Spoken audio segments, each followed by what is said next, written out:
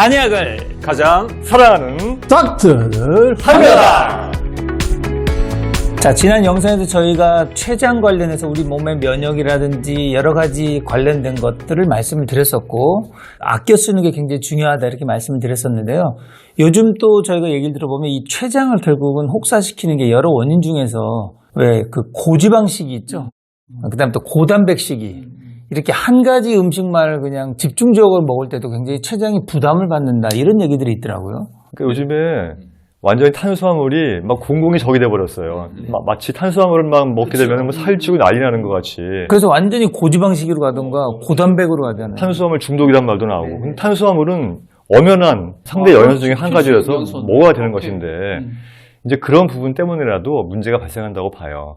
박 원장님이 그런 부분 좀 잘하실 것 같은데. 그러니까 우리가 부패도 사실은 상당히 췌장에 과부하를 걸리는 안 좋은. 근데 전체 그건 총과부하를 거는 거죠, 그죠? 너무 많은 거죠. 그리고 종류가. 너무나 다양한 음식을 한꺼번에 먹는 자체가 췌장에 엄청나게 무리를 주는 거고, 또 한 가지 음식만 너무 먹는 것도 췌장에 문제가 주죠. 그러니까 뭐 고지방만 먹었다. 그러면 췌장이 리파제만 드립다 만들어야 되는데, 그 리파제 지방 하나를 소화하기 위해서 리파제만 췌장이 많이 만들어야 돼요. 요것도 췌장을 지치게 만드는.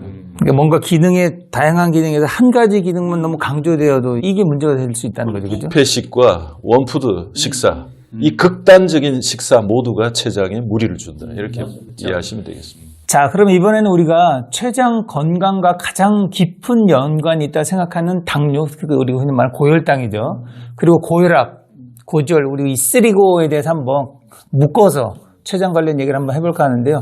우리 큰형님, 우리 구독자분들께서 깜짝 놀랄 만한 얘기가 좀 있다고 하는데 한번 들려주시죠. 공부를 하면 할수록 만병은 있지만은 한 가지 원, 만병일원이 맞아요. 우리 한의학적으로 만 가지 병은 한 가지 원인으로 발생하는데 이제 공부를 해보니까 피가 탁하면 병이 와요. 그다음 면역이 떨어진다든가 내지는 체온자 이게 똑같은 말이에요. 근데 말을 좀 달리한 건데 그래서 혈액이 깨끗해야 순환이 잘 돼야 체온이 올라가고 그래야만이 면역이 생기는 건데 실질적으로 그걸 가장 주는 것이 비위기능. 한의학에서는 비위기능이 이거 지고 있는 거예요. 이제 음식이 들어오면은 이걸 소화하고 흡수 배설하는 시간이 제일 많이 걸리고 이거 해야만이 살아갈 수 있다. 공기처럼. 그 다음에 기혈이 잘 만들어지고 기혈이 잘 만들어져야 순환이 되면서 체온이 유지가 되고 그래 또 면역이 생기는 거기 때문에 실질적으로 췌장 기능이 떨어지면은 당뇨가 오는 경우 있지만은 그건 이제 서양에서 밝혀진 거고 고혈압, 당뇨, 고지혈, 치매암의 원인 중에 하나도 췌장 기능이 또 비위 기능의 저하로 온다는 말이 정확한 것 같습니다. 연타석으로 쭉 이렇게 다 같이 올 수 있다는 얘기죠. 그렇죠. 고혈압, 당뇨, 고지혈이 체질적으로 오다가 이게 좀 진행이 되면 암으로 발전해요.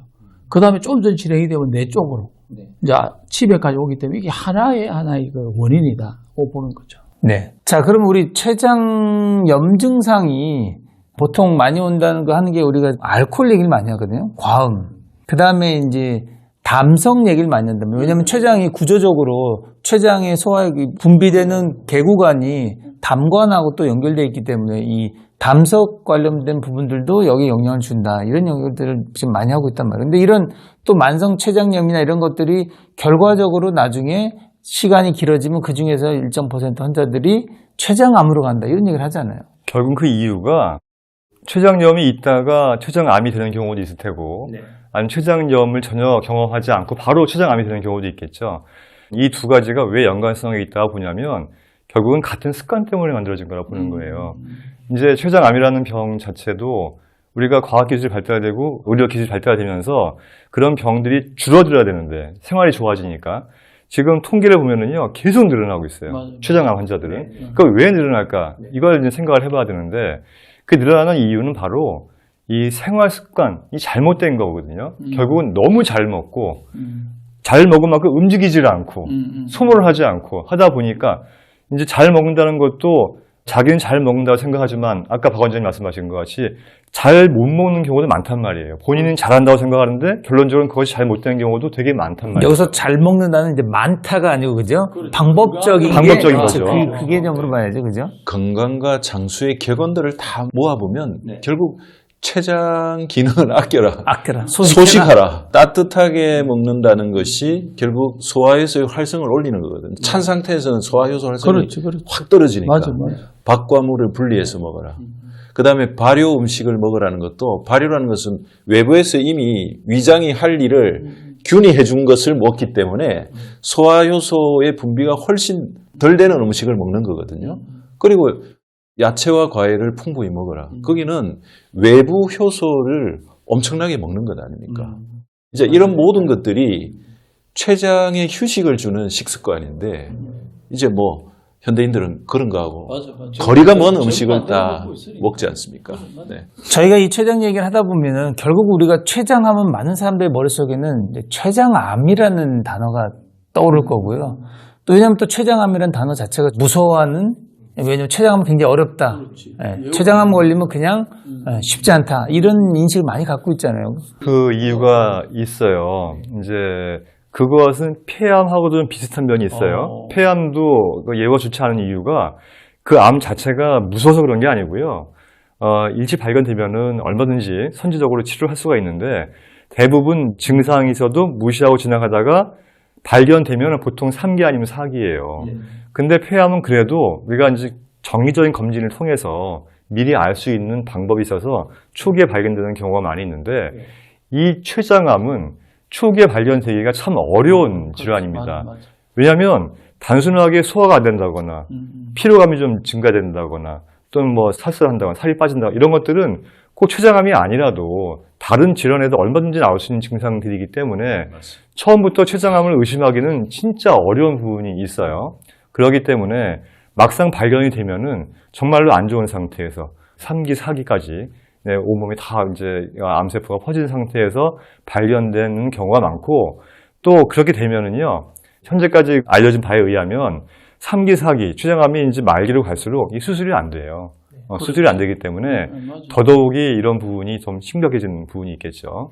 그 보통 우리 혈청 종양 지표들이 있잖아요. 근데 췌장 종양 지표로 그래도 보는 게 CA19-9 식하시고 있죠. 쓰지만 또 요게 요즘에 보니까 또 이게 췌장암만 올라가는 게 아니고 다른 데서도 잘 올라가고 여러 암에서 올라가기 네, 또 때문에. 초기에는 또 생각보다 안 올라갈 때도 있다 그래서 특별하게 검사하는 항목이 별로 없더라고요. 차라리 전립선 같은 경우에는 이제 PS 같은 걸로 이제 알 수 있잖아요. 근데 췌장은 정말 쉽게 알기가 좀 어려운 부분이 있어요. 선행 지표를 우리가 미리 알 수 있는 건 생각보다 없는 거죠. 그래서 의심이 되면은 CT를 찍어보자고 하는데, CT를 찍어보면 알 수 있겠죠. 근데 CT 자체가 또 방사선 부사량이 많기 때문에 또 그거를 자주 하지 말라고 또 주의를 하는 의사들도 있고, 그래서 이게 좀 진퇴 안 나는 경우가 많다, 이런 거죠. 그래서 저도 이제 주변에 제가 이제 가까운 가족분들 중에 이제 췌장암을 이제 겪으신 분을 제가 이제 지켜봤기 때문에 이제 여러 생각이 들었었는데, 그래서 지금 CT 얘기를 하셔서 하는 얘기예요. 그때 저도 나름 여러 가지 검진들을 많이 자세하게 해봤을 때도 놓쳤었거든요. 근데 이제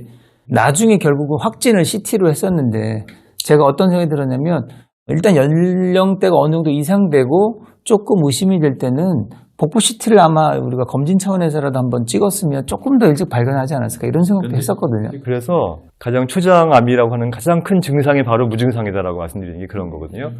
이제 그렇기 때문에 이제 그게 좀 어려운 부분이 이제 있는 것이죠. 예, 근데 암 특징이 그 체중 감소, 단기적으로 체중 감소가 있지 않습니까? 췌장은 이제 소화, 흡수와 관련된 장기이기 때문에 소화불량이나 만성 피로 이런 것들을 베이스에 깔면서 체중이 단기적으로 급격하게 줄어든다. 그렇죠. 중요한 지표죠, 이게 임상적으로. 근데 저는 이 해독 치료를 하면서 갑자기 단기적으로 이유 없이 살 빠지는 것 치고 건강에 좋은 게 없어요, 사실. 갑상선 기능 항진이라든지 당뇨라든지 암이라든지.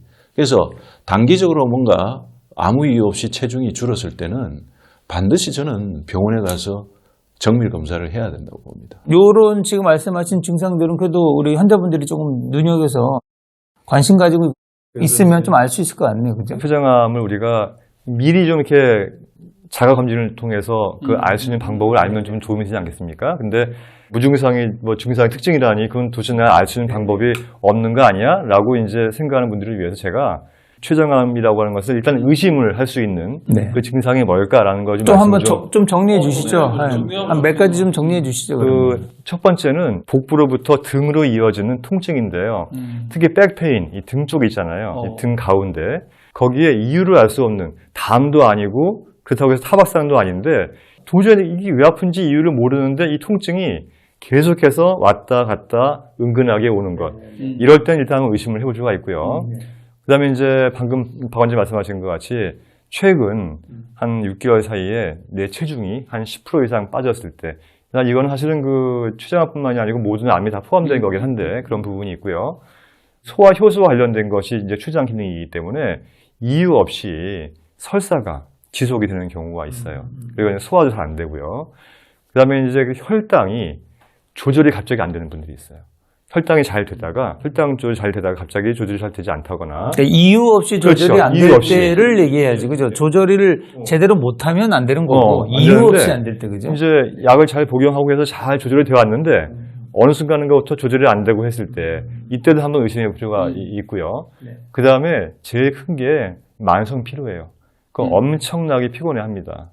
그래서 이제 이런 부분이 있다면 우선은 한번 검사를 해보시는 것이 아까 말씀하신 것 같이 CT 검사 같은 걸 해보시는 것이 빨리 발견할 수 있는 방법입니다. 황달도 한 번씩 올 수 있죠. 올 수 있습니다. 그 이유가 이제 암세포가 이제 이 췌장 머리 부분에 발생하게 되면요.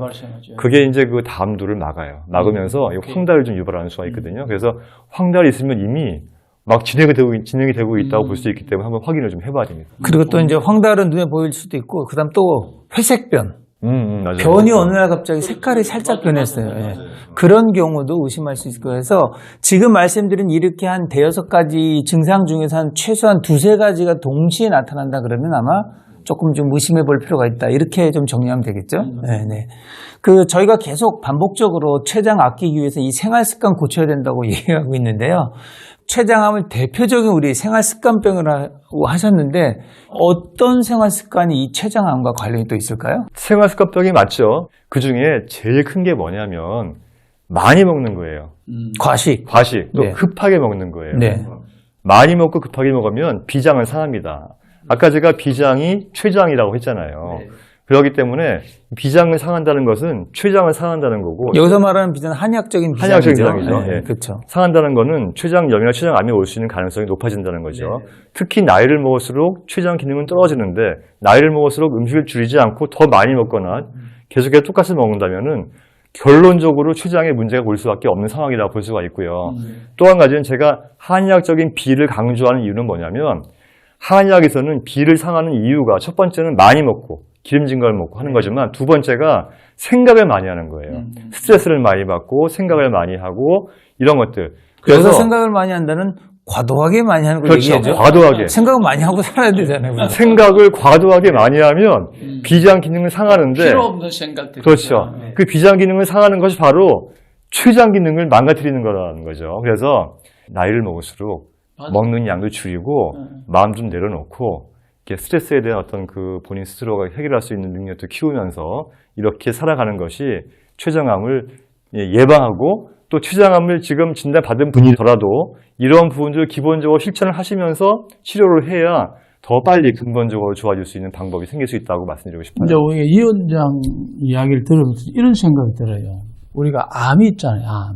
암을 근본적으로 뭐 췌장암의 주제지만은 췌장암도 똑같아요. 왜냐니까 들어가 보면은 음식도 있고 스트레스 있고 생각도 있고 여러 가지 문제 있지만은 제일 중요한 게 마음 관리예요. 사실은 처방을 내가 드릴게.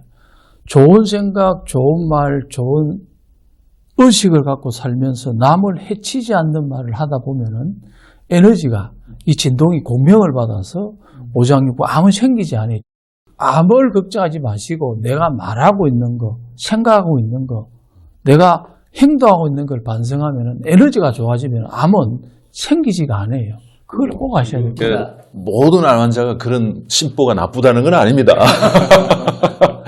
제가 보기에는 참 마음 심보가 좋은 분들도 암에 걸릴 수도 있다. 그러니까 이건 확률적인 얘기니까 오해 없으시길 바랍니다. 근데 착한 분들도 문제예요. 여러분 그거 아셔야 됩니다. 아, 너무 착해도 문제인가요? 스트레스 받지. 착한 분들은 달리 말하면 생각이 많은 거예요. 그렇지. 그러니까 너무 배려한다. 너무. 착하면서 단순하면 좋은데 착한데 생각이 많다 이러면 이게 병이 되는 거예요. 그렇지. 여기서 이제 한의학적으로 칠정이라는 건 무슨 말이냐면은 우리가 기뻐할 수도 있고 슬퍼할 수도 있는데 병이 될 만큼의 기뻐하고 슬퍼하지 말라. 과하지 말라. 과하지 말라. 그 다음에 에너지이기 때문에 조절만 하게 되면 오장육부는 다 필요해요.